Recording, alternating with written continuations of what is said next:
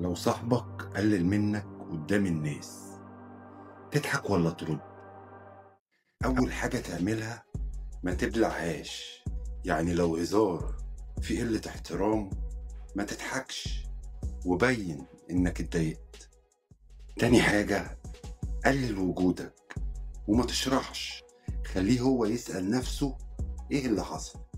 تالت حاجة، لو كررها ساعتها أقوله بكل هدوء أنا مش ضد الهزار، بس لما يتحول لقلة قيمة يبقى كل واحد مع نفسه. اوعى تتعامل مع قلة القيمة كأنها عادي. اللي مش عارف مقامك ساعده يعرفه، بس من غير ما تعلي صوتك.